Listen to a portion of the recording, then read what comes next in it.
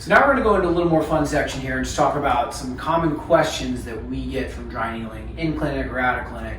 And I tell you, when I'm have a patient here and I'm about to do dry needling, I bring it up, or if I've got at a running event or some type of workout event, I talk about the benefits of dry needling. The first question I always get asked is, "Oh, you mean acupuncture?" or "Oh, is it like acupuncture?"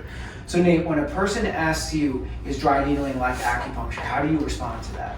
So yeah, my typical response, because we do get that question a lot, is the main similarity is that we're using the same type of needle, but the intent and the effects that we're trying to get from it are completely different. Acupuncture is based on Eastern medicine, whereas in our physical therapy education, it's based solely on Western medicine. And as we discussed in our videos before, we're really trying to have an impact on the muscle or the tendon, whether we're trying to promote a healing response, improve the muscle's ability to stretch or the ability to activate that muscle. So it's completely different. Most of my patients say that it feels a lot different in terms of how we treat and the technique itself. One analogy I've heard used a lot for "is it like acupuncture" is we're using the same tool, like Nate said, with the needle, but what we're doing with that tool is completely different. So basically the analogy I heard is, well, a carpenter and a plumber might use a hammer, but they're working completely different things there. So some similarities in terms of what we're using, but yeah, obviously very different differences with what we're doing. And then yeah, so the next question I know I get a lot, I'm sure you get a lot too, is just, does it hurt? What does it feel like? How do you typically approach that with your patients? Does it hurt? The short answer to me is no, but I think a lot of this depends on your perception of needles. If you hate needles and the idea of a needle freaks you out, I think there's some preconceived notions that your body might find it a little more uncomfortable.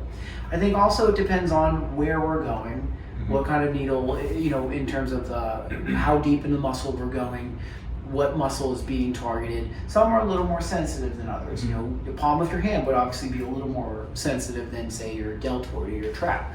But the needles are so thin and small, you don't really feel it pierce the skin to me. When you hit that spot, you get that twitch response that we talked about. That is a little uncomfortable, but again, I think all that pain is relative, and sometimes some spots are a little more uncomfortable, and we obviously are never going to do anything that someone's not comfortable with, or if they're having pain, we're not going to just push them through it anyway just for fun.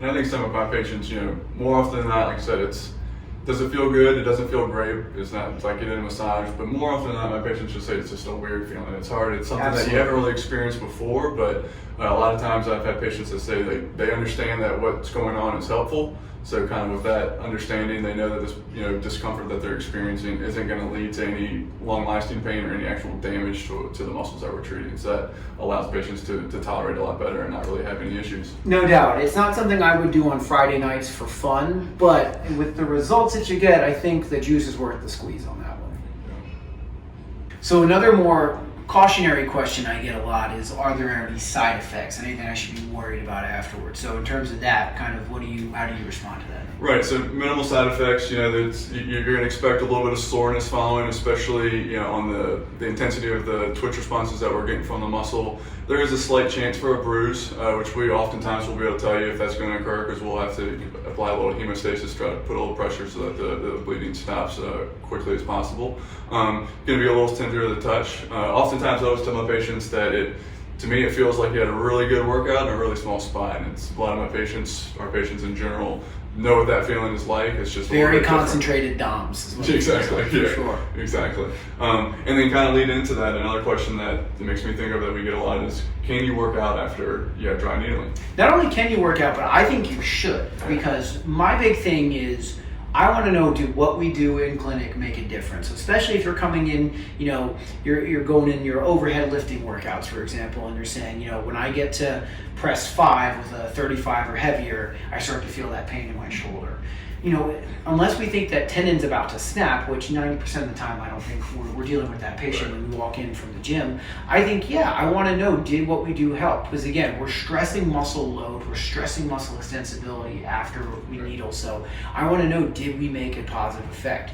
Can you get through a little bit more of that workout? Were you able to run 1.5 miles compared to half a mile? So absolutely. And if for any reason it wasn't safe to work out afterwards, it's something that we would really stress afterwards. Or if even more importantly, we would say you can work out, but in these parameters. So I think, some of that goes to specific plan of care. Generally speaking, I do want you putting some type of load on it afterwards, but making sure that it's within reason and within our protocol of what our program is going to be.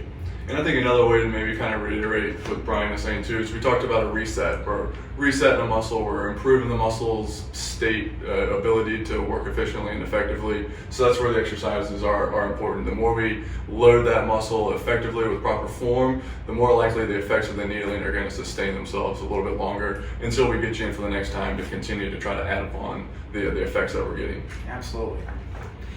Last common question I get, and this one isn't as common, but it does come up, is this safe, or are there any very big time contraindications? So, Nate, how do you respond to that?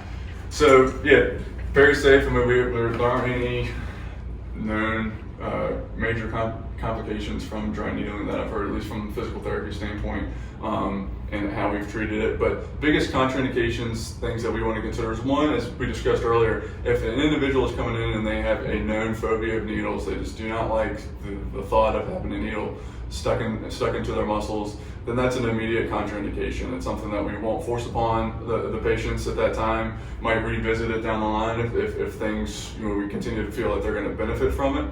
And then secondly is if they have any kind of blood clot bleeding disorders that we need to be aware of that might affect just the ability, the effect from the needling, if there's going to be any issues because they have trouble clotting the blood from the needling itself. Yeah, and sometimes that even translates to if the patient's on a heavy dose blood thinner. Mm-hmm. Obviously, if they're, like you said, blood clotting issue, or if it's just related from medication, we don't want to be sticking a lot of needles, especially in really deep muscles where it's hard for us to apply direct pressure on. But again, these are all screening questions that we ask with each patient.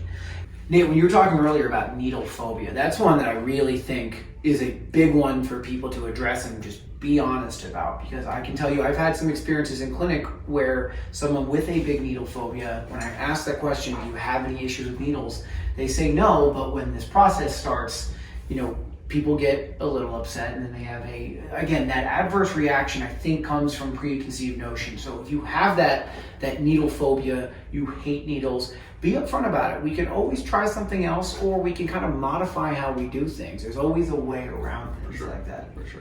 That's a great point. And kind of continuing on some safety stuff, a lot of the safety issues that are easily avoidable comes from our experience with needling. And I can speak for every therapist here at Direct Performance that I know we're very safe and we're all good at what we do. We know our anatomy, so we know where to put the needle and we know where not to. People get concerned all the time about hitting a blood vessel or hitting a nerve, or what about this organ or that organ. We know our anatomy, and we know where it's safe to put these needles and where it's not to. So from that standpoint, I reassure all my patients that we are as safe as possible, and we have nothing to worry about from that standpoint. For sure.